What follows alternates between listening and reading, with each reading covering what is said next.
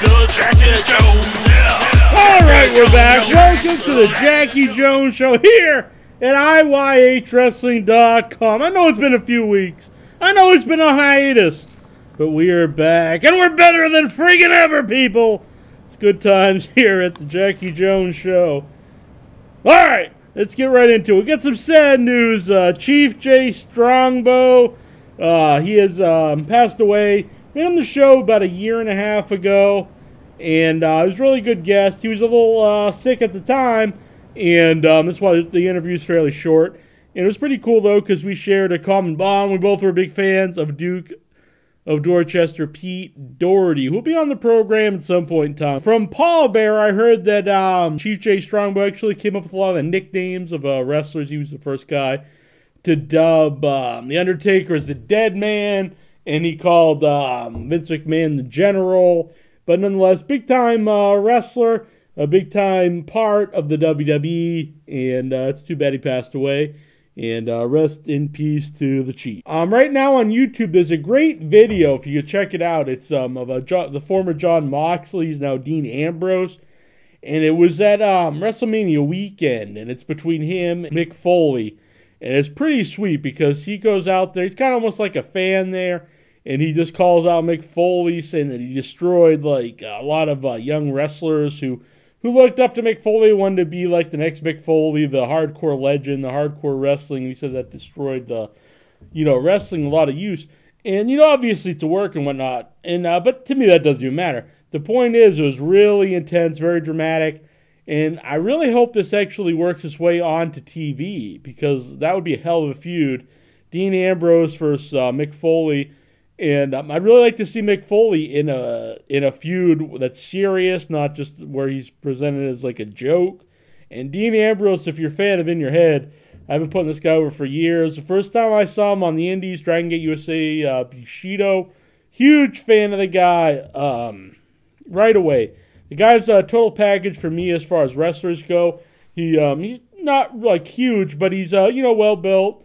But good, very good worker, and he's not a guy that relies on high spots. He can really tell a story in the ring, and just probably one of the best promo guys in the whole business, not just on the indie scenes prior to WWE. It's the whole business. So I'm really looking forward to it, and I hope they really see the potential in him and give him all the chances he deserves. And I think if he gets the chance, this guy can really perform. And I have no reason to think that they won't give him the chance, because it seems to me that they are behind the guy. And just this week, he won a dark match versus JTG on Raw and versus Ezekiel Jackson on the SmackDown. So he'll probably be on TV fairly soon. And to me, just like obvious news, Randy Orton was pulled out of the Marine Part 3. And to me, it was just mind-boggling that they even thought this was a good idea and that Randy Orton went through with it, that WWE went through with it. I mean, the man went AWOL. He deserted the actual Marines, and he decided to play in a movie like this 80s like action film all about this gung-ho Marine that's out for revenge. And they've got a guy that was in real life. He was discharged from the Marines. He went AWOL. It's just mind-boggling that they would even do this. And I've seen people defend WWE. And I just don't understand. I'm not saying WWE's evil and they're horrible or anything. I don't agree with that. I mean, I like WWE. I've watched it my whole life. But to even think that they would think that this was a good idea is just nuts. The man deserted the military. And they decided to put him in the movie The Marine. So, of course, the Marines would complain about it. Paul Heyman will not be returning with Brock Lesnar onto WWE. That's sad news for me. I think he adds a lot. Not only is he one of my favorite managers of all time, but I think he's a great on-air character. He adds a lot to Brock Lesnar. Brock Lesnar, not the greatest promo guy. If he has Paul Heyman with him, I think it's good stuff. But I'm gonna backtrack a little bit. If Brock Lesnar is treated as a babyface, I don't think Paul Heyman is really the best guy to be put with him anyways. We're going to review Raw. We didn't get a chance to do it this week on In Your Head because 1-inch biceps was sick. So we're going to review Raw here on the Jackie Jones Show because, my God, this was a hell of a show. I've seen people dog it, and I'm going to say right away, if you're like hating Raw this week, I think you should just quit watching it. because this was an awesome show. And why you just want to spoil people's fun watching a program, I'm not really positive why. I'm not going to say I've not been negative on shows. I have been very negative on shows. But at the same time, I want to enjoy wrestling. And when wrestling is good, I think it deserves to be said so. And this was an awesome week of Raw. Really got me into it. Let's get right into it. Open the show, Rock freaking promo. Rock to me, and people disagree. That's fine. That's cool. That's what it's all about. But the man just blows away everybody in the wrestling business right now when it comes to like just this promo and just like the charisma. Maybe it's a little juvenile and he's talking about beating people up. I don't care. I like that. I think it's professional wrestling. I think you're supposed to do trash talking. You're supposed to want to beat up your opponent. He also put importance on the title. He says he wants to go up the title. He wants to have the belt one last time. And I think this was this really put over the title, which they've been kind of lacking on for a long time now. Like, it opened up WrestleMania, and you can listen to our WrestleMania recap show over on iWatchWrestling.com right now. But opened up that, and it didn't even main event the show. Rock saying he wants to go for the title is huge to me, and I really dug that. So big props to The Rock, not only entertaining, but I think it actually helped the company. Then Santino came out. Santino's one of my friggin' favorites. Santino defended the belt successfully against Jack Swagger and Dolph Ziggler. And I know people are thinking, Jackie Jones, you're saying that you like the emphasis on titles, reality, all this stuff. How can you put over Santino? But I think the guy is funny, and I think he does comedy well. Now, I don't think you should have comedy over the entire show, but if you have a guy that does comedy well, you should do it. Why not? And this is a guy that does it well. He's entertaining. He's super over. People love the guy. I love the guy. Go with it. The Cobra's awesome. And pairing with Brodus, who people have known who listen to the show. I'm not a huge fan of Brodus. I actually am a huge fan of Brodus Clay. Not a huge fan of the Funkasaurus character. But him and Santino together really worked well. And oh my freaking God, the headbutt. Not since Kozlov on Jamie Noble have I been so excited about a friggin' headbutt.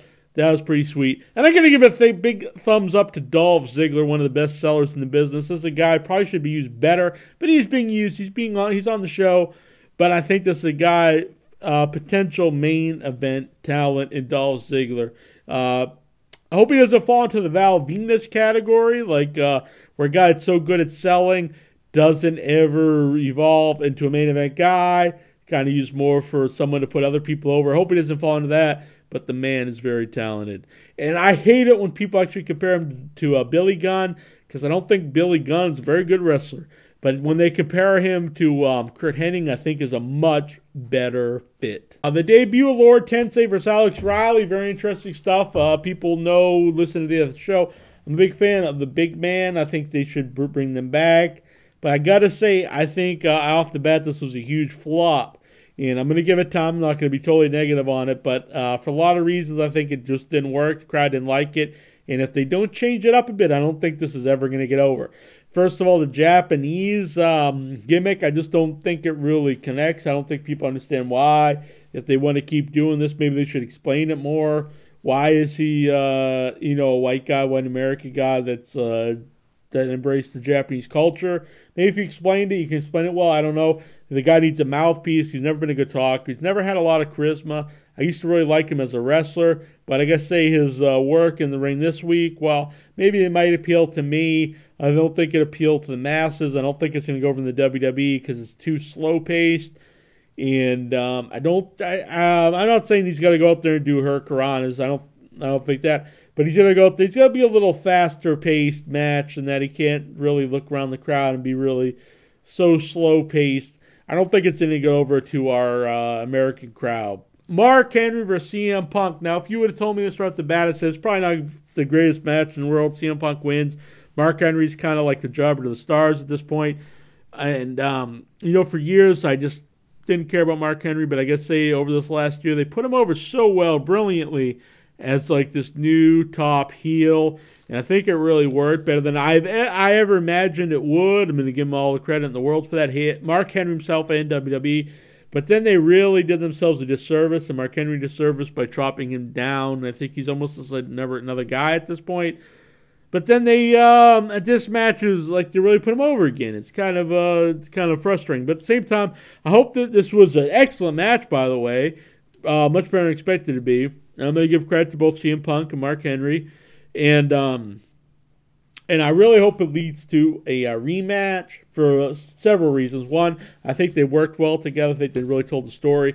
Another thing, CM Punk needs to beat him if it's for the title, or if they want to go with Mark Henry has to beat him.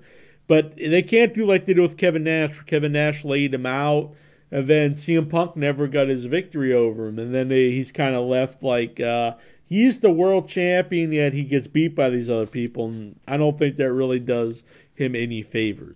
Del Rio return. People listen to the show know I'm not the biggest fan of Del Rio, but it's good to see like new faces on the show. And I think this Raw really showcased that. It's like, this is like a new era in Raw. Now where it goes, I know a lot of people are real negative. They're like, oh, what's this going to go back to crap? Look at the Summer Punk.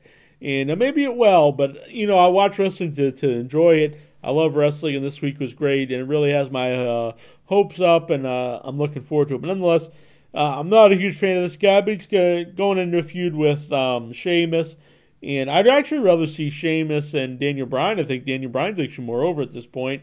And I've always thought that Del Rio is as over as the stuff they've given him. Now, the car is over.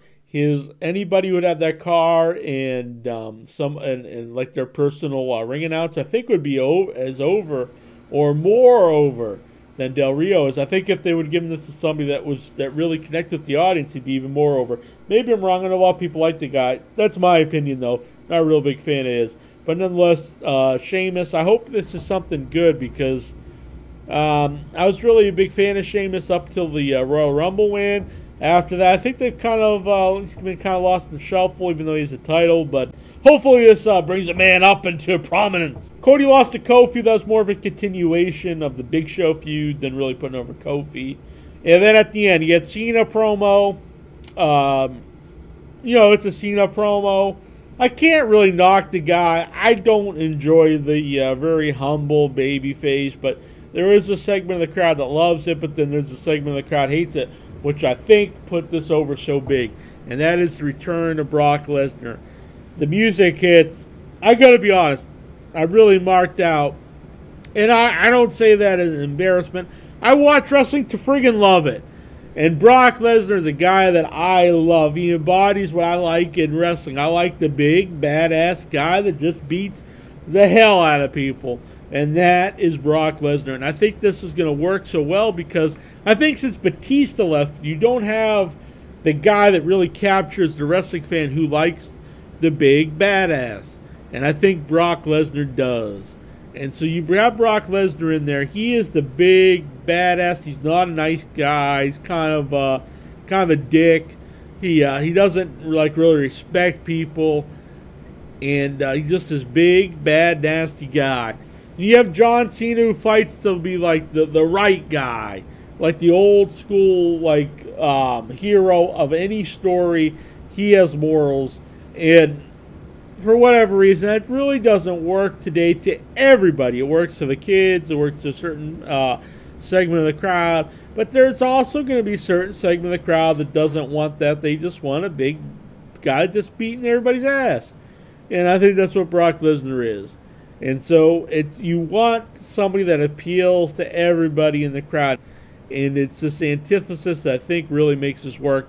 And I'm going to say this to people that say Brock Lesnar is a sellout. I really don't think they understand the word, or they're not really looking at it clearly. If anything, you'd say maybe he sold out coming back. But the man left the WWE because he just genuinely did not enjoy it. And he didn't leave the WWE because UFC offered him a whole bunch of money. He didn't leave the WWE because the NFL gave him a big contract. He didn't leave the WWE because Japan offered him a bunch of money. He didn't leave. He had nothing. He had no guarantee of anything, but he left it because he did not enjoy it. This is the opposite of selling out. He could, in fact, if he would have stayed in the WWE and kept getting paid the money, the guaranteed money in the WWE, doing something at that time he did not enjoy, that would be selling out. And now he is back. I'm really happy to see that. If you want to say he sold out going back to the WWE, I can understand that. If you listen to any of his interviews after WWE, he never said he didn't dislike wrestling in front of the crowd or wrestling in general. He disliked all the travel. Now he's got a lighter schedule, and I'm really looking forward to this. It really had me excited, this whole entire show. And I'm a wrestling fan. I'm going to watch it forever. I can say, yeah, I'm going to quit, but no, I'm going to watch it forever. And there's going to be ups and downs. There's going to be stuff I don't like. And I'll say it when I don't like it. But when I like it, I'm going to tell you, I loved Raw this week. It had me excited for WWE.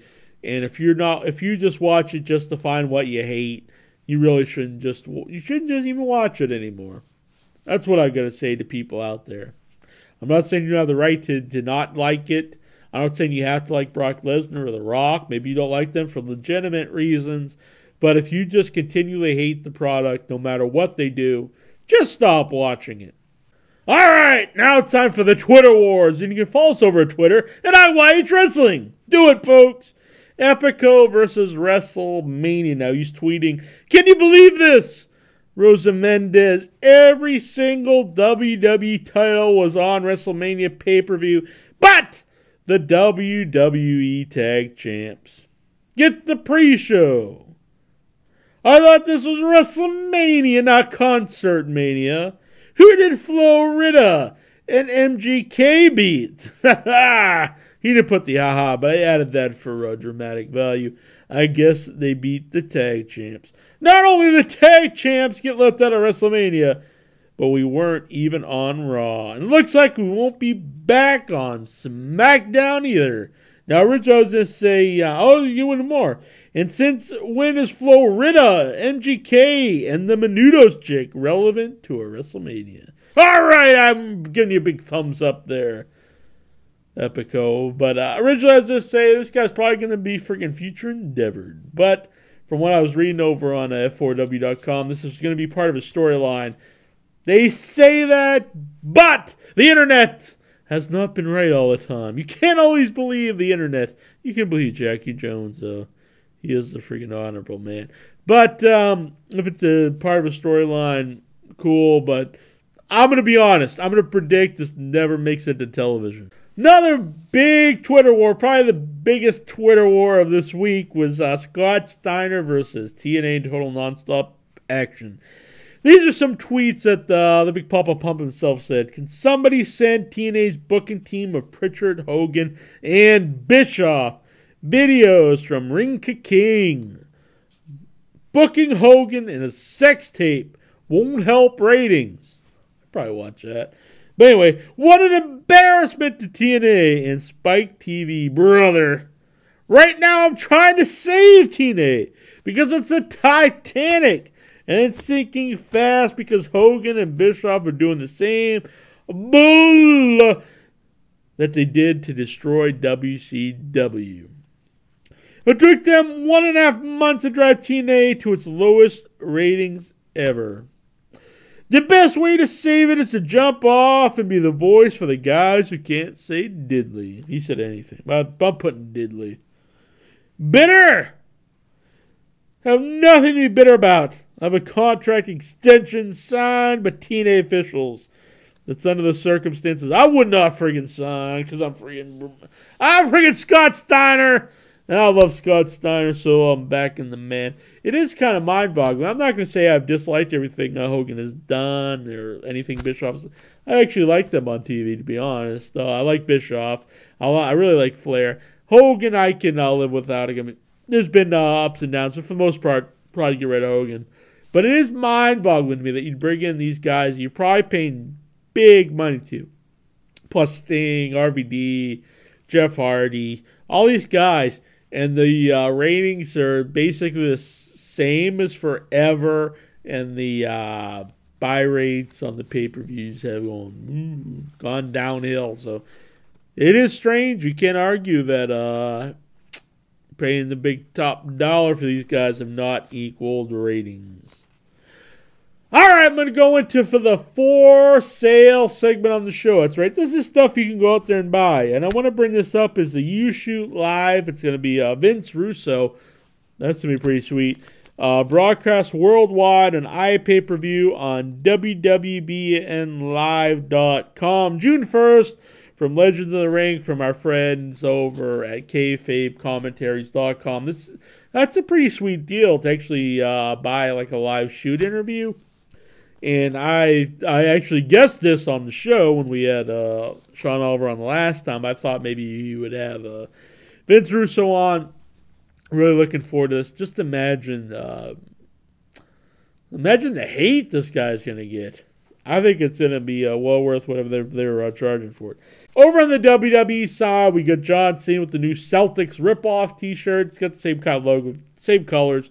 But for years, I've been saying, the guy's got to wear green. He says he's from Boston, yet he's wearing purple and gold. I got purple on tonight. I ain't got gold on tonight. He's wearing Lakers colors. Plus, I got the studios behind me, so I can't wear green.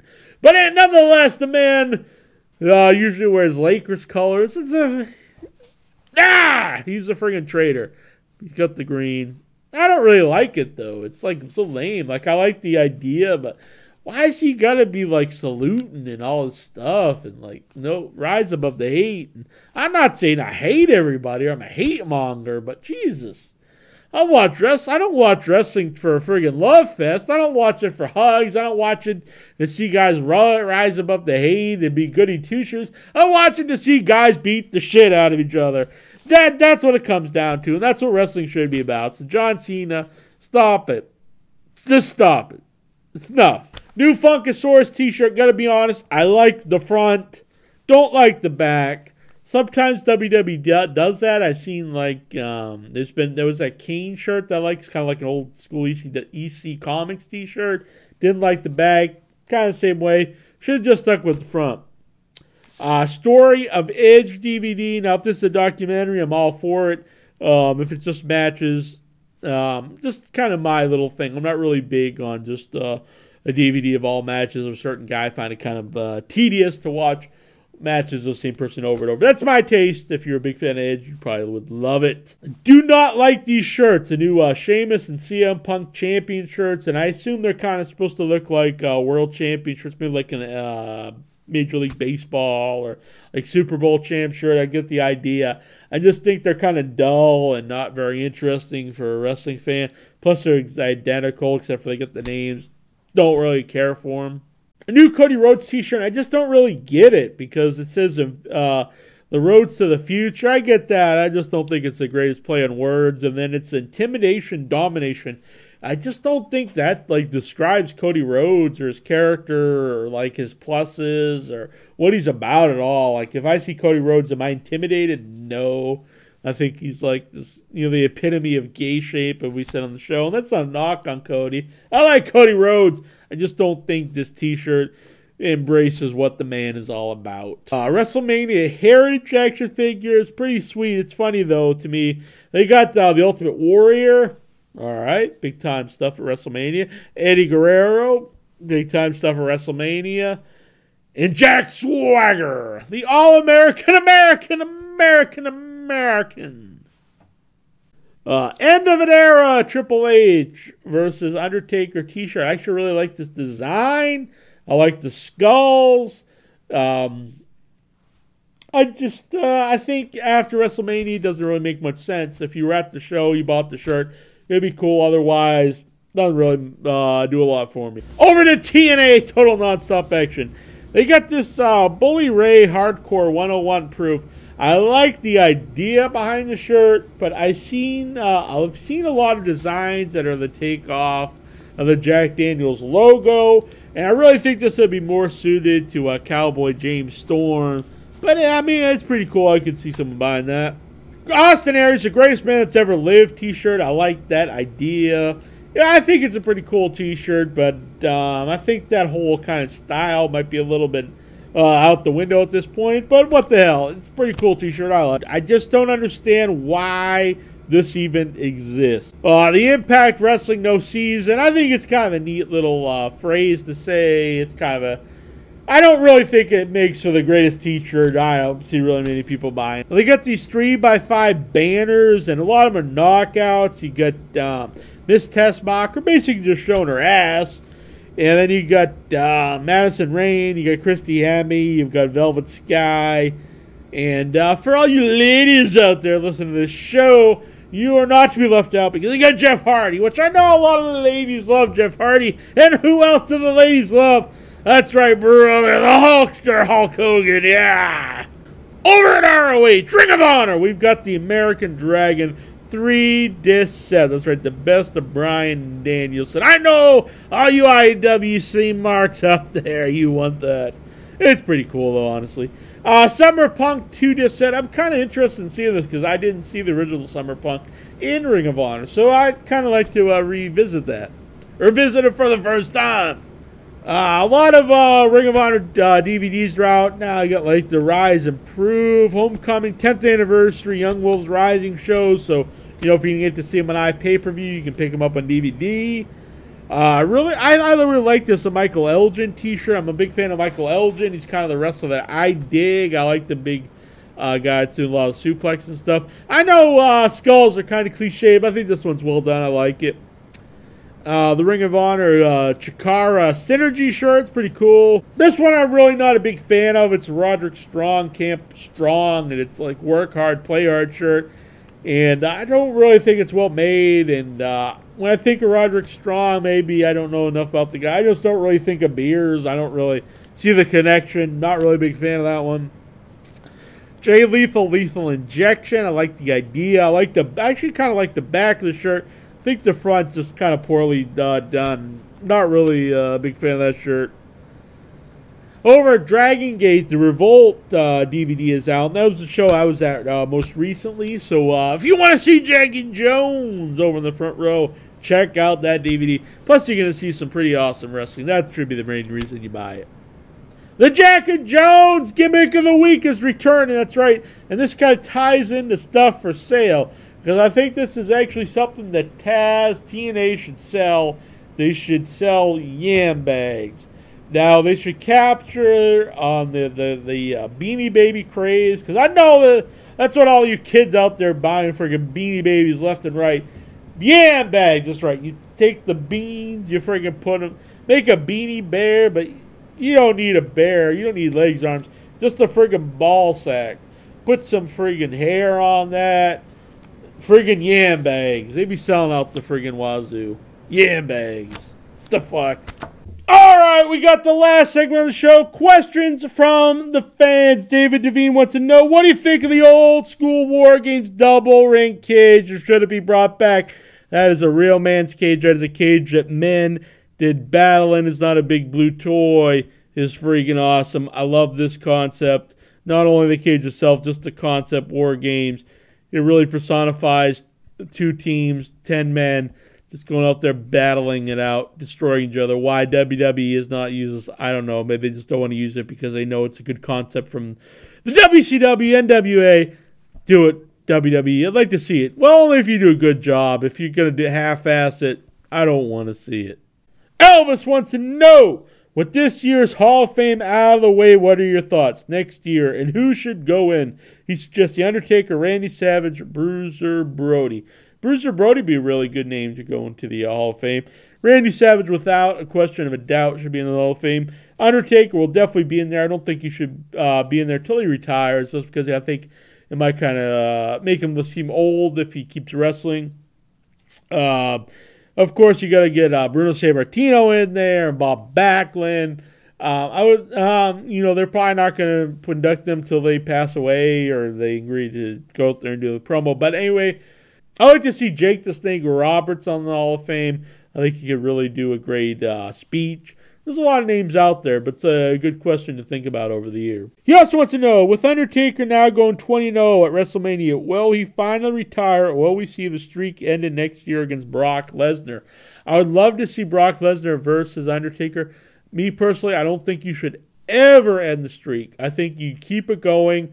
Then you can bring the Undertaker back at any point in time. for WrestleMania. Maybe you've got a new heel. Maybe I'm going to just put the guy's name out there. I think he could have the potential to work with Undertaker. But just someone that really catches on, let's say Dean Ambrose. Let's say he catches on next year or the year after, and you want something to really put the man over. You bring back the Undertaker. Undertaker, Dean Ambrose, WrestleMania. This guy's over. Not only that, only put him versus a young guy that you really think is a surefire next, the next big guy in your company. Otherwise, I think it's kind of wasted.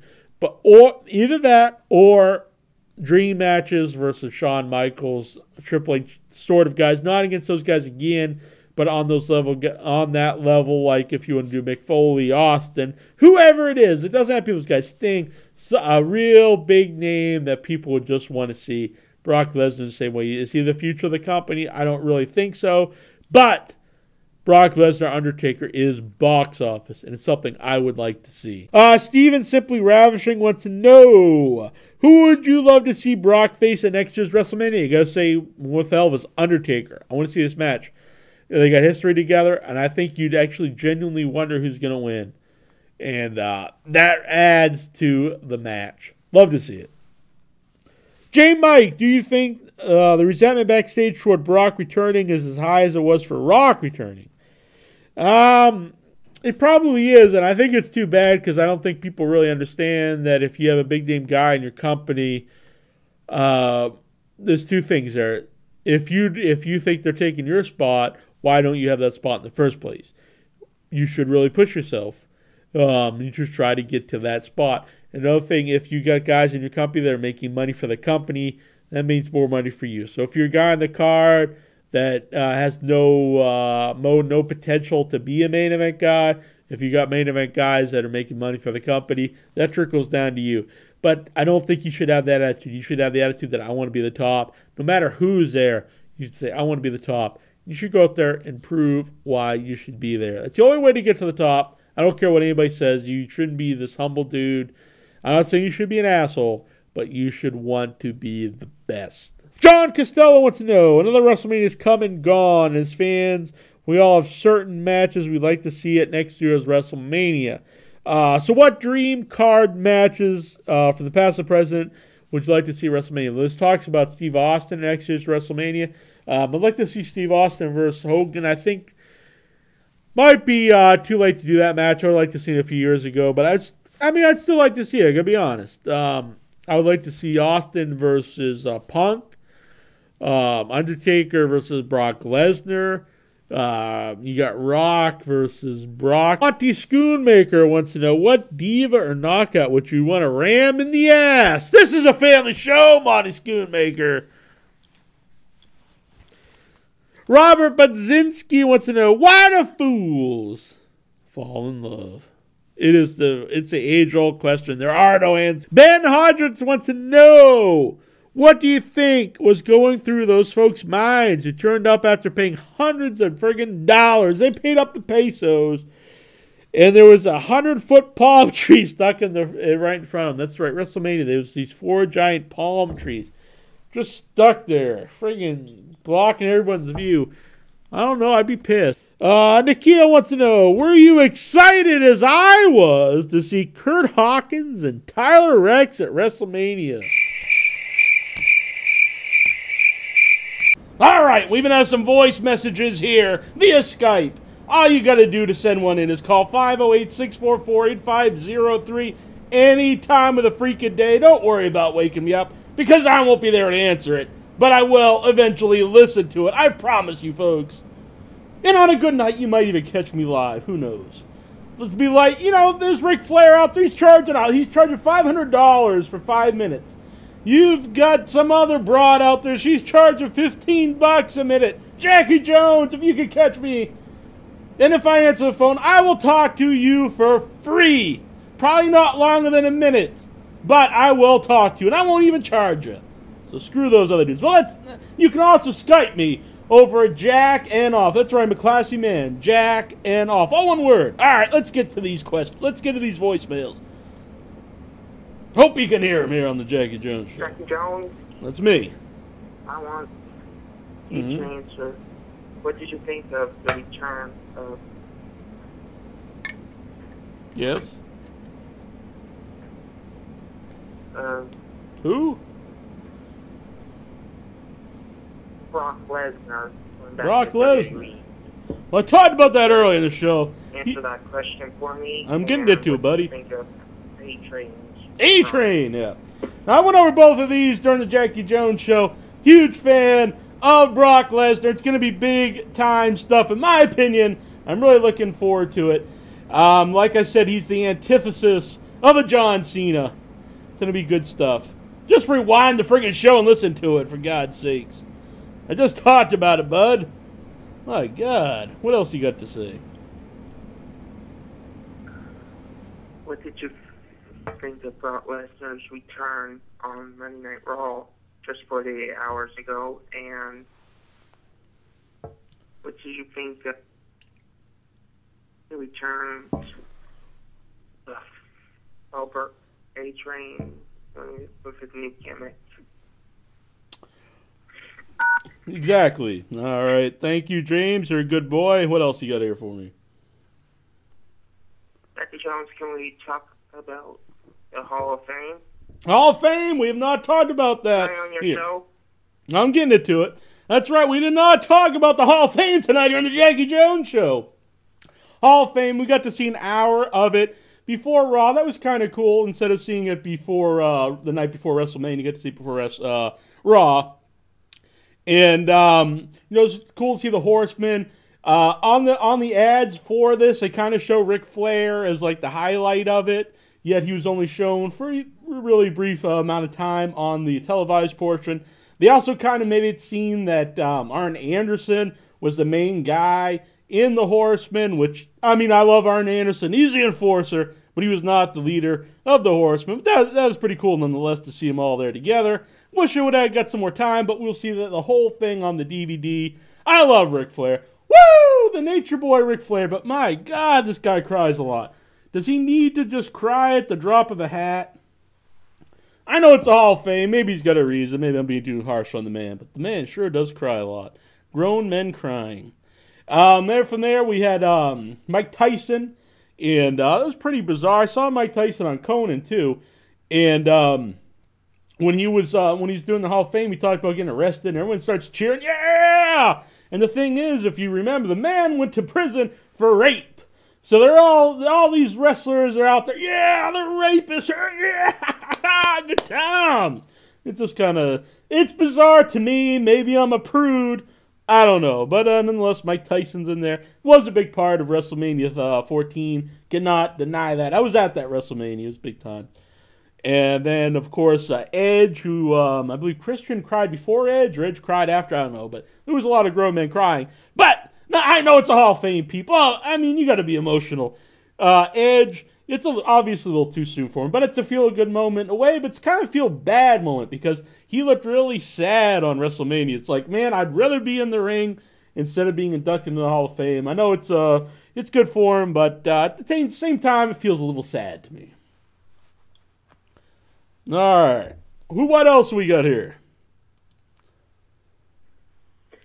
Hey, this is Fernando. I was really wondering how you guys get all the professional wrestlers to promote the show. Like, I listened to the WrestleMania post-show, and you guys had a ton of awesome wrestlers promoting the show, and I was wondering how you guys got them to do that. That's an excellent question, Fernando. Basically, just said, I'm friggin' Jackie Jones. He's 1 inch biceps, the power goat. Come on, people. Come on, Shawn Michaels. Promote the show. And they say, of course, my friend, anything for you guys. You guys rule. But really, after we do the interviews, we usually get a liner, if possible, if the guys are cool with us and still want to talk to us off the air. But thanks for the question. And it is pretty neat when you hear all these liners in a row. And it makes you proud of doing this show. I have not wasted years of my life when I hear the liners.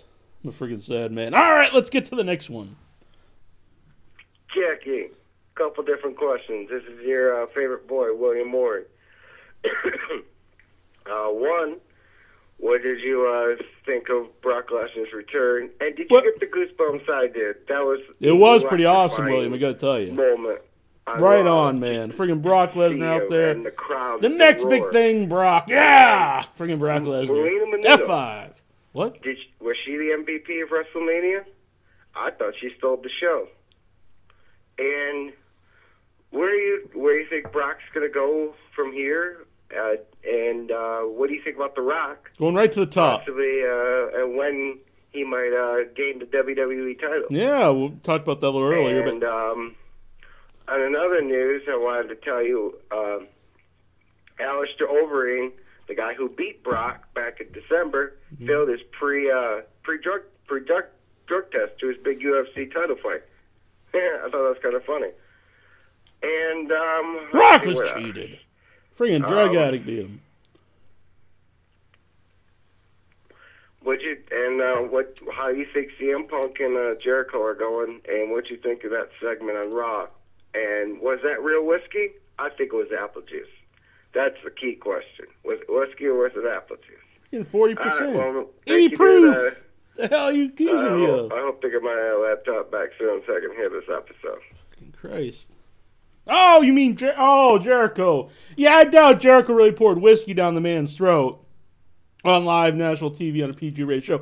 The only problem I had with that segment was the little added-on stuff where Jericho's like, I never drink to excess, I never drink and drive, and of course that's a good sentiment. I do not endorse drinking driving, of course not. And I don't endorse drinking to excess. That would be crazy. It's just something that people out there listening to the show should never do. I would stay away from this stuff. But it seemed like they just kind of stuck that on there, just so like he's a heel. But at the same time, they gotta stay positive to the young folk out there and not go overboard. So I thought the little added-on stuff there was a little hokey. But overall, I liked that angle. I liked it a lot better than the bastard stuff. I thought that stuff was real hokey. But good call, William. Thank you for calling in. And again, if you guys want to call in, it's 508-644-8503. If you call in right now, I'm not going to be here because what you're watching is on a video. It was pre-taped. It's not live. I'm not sitting here every 24 hours, 7 days a week doing the same thing over and over. But you could call in, leave a voicemail, and I'll call you back. Well, I probably won't call you back, but I'll talk about it on the show. I might not even do that anyway, but I will listen to it. All right, guys. Thanks. Man, I'm proud of this edition of the Jackie Jones Show. Weeks on a hiatus, and what a freaking comeback. You had a Raw review. You had friggin' news out the wazoo. You had all these questions from the Headyverse. You even had a Jack's Gimmick of the Week, unless I edited it out of the show you're watching right now. Yeah, you had the Twitter wars, you had stuff for sale, you had it all. But there was no in your head this week. 1-inch biceps, he's in his sick bed, he's in a freaking coma. So he had to miss the show this week. So I did the show, because screw that. People gotta hear me. But it seems like there's gotta be a big freaking ending. You can't have all this madness, all this awesomeness, and just say goodbye, everybody. What would be a fitting ending? What could I possibly do that... Whoa! Oh yeah, you know what this is, guys. It just so happens that I carry around a transcript of all Slam Jam songs, just in case a moment like this happens. God damn, am I pumped! Man called Sting! He's a man called Sting! He's a man called Sting! He's a man called Sting. He does this. He does that. He's as big as a bull and as quick as a cat. No, yeah. He looks cool. He's his own man and his nobody's fool. Don't you double cross him or get in his way. 'Cause if you do, you're gonna have to pay to a man called Sting. Man called Sting! He's a man called Sting! He's a man called Sting! It's not like anybody else. If his friends ever need him, he's there to help, and he's all the kids. They go wild. All the old people, they start to act like a child. Don't you ever cross him or get in his way. Because if you do, you're going to have to pay to the man called Sting. He's a man called Sting. He's the man called Sting. The man called Sting. It's a man called Sting. It's a man called Sting. Oh yeah. Man called Sting. He's a man called Sting. Woo.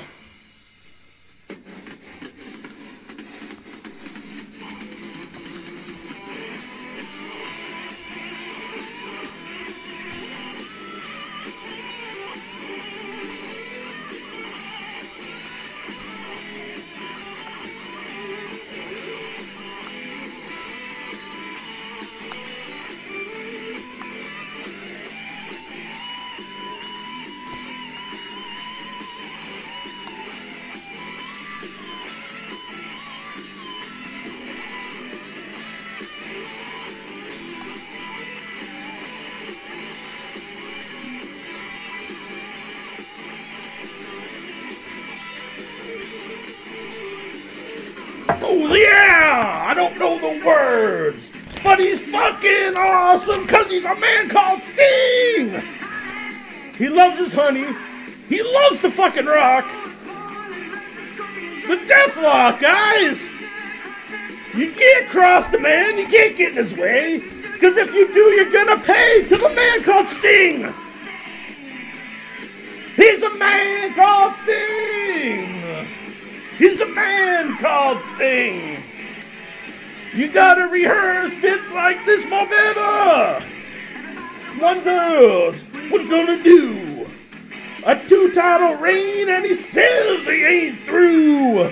Tingles, believe in him. That's all he needs to win the title again. Don't you double cross him or get in his way. Cause if you do, you're gonna have to pay to the man called Sting. Man called Sting. Man called Sting. Man called Sting. Man called Sting. I play the guitar on a cane. Man called Sting. Man called Sting!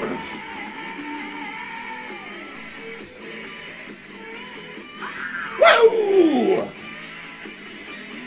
Yeah!